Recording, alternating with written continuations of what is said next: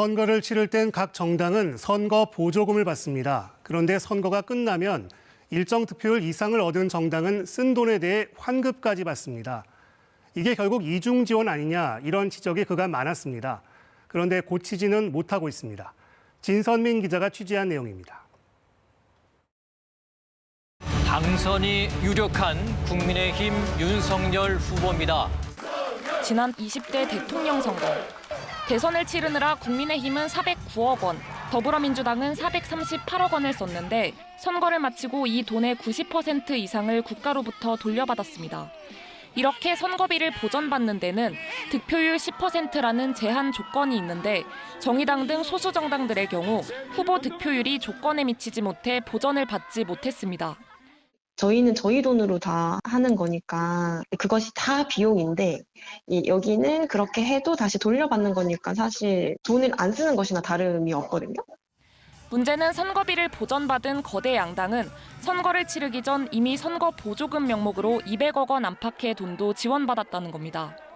비용을 보전받는 돈이 다소 모자라지만 그 부족분보다 훨씬 큰 금액을 미리 보조받았기 때문에 결국 남는 장사가 되는 셈입니다.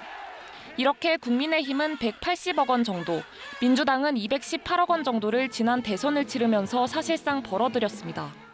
2016년부터 모두 6차례 선거를 치르는 과정에서 양당은 매번 100억 원 넘는 수익을 남겼고 모두 합하면 7년간 1,886억여 원을 벌어들였습니다. 같은 기간 국민의힘 재산은 606억 원 늘었고 민주당의 재산은 779억 원이 늘었습니다. 모두 국민 세금입니다. 두 당 모두 여의도 국회 앞에 새 당사를 매입하기도 했습니다.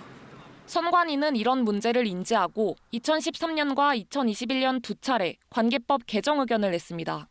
현행 선거 보조금과 보전제도는 사실상 이중국고 지원으로 불합리하다면서 선거비를 보전할 때 이미 지급된 보조금을 뺀 차액만큼만 환급해 주자고 한 겁니다. 사실 간단하게 해결이 되는 문제인데 이거는 뭐 일종의 거대 정당들의 이해관계 때문에 제도 개선이 지금 안 되고 있는 그런 상황입니다. 선거비용 중복 지원 관련 선거법 개정안은 20대 국회에서 발의됐지만 상임위에 3년간 계류되다 폐기됐고 이번 21대 국회에서는 단 한 건도 발의되지 않았습니다. KBS 뉴스 진선민입니다.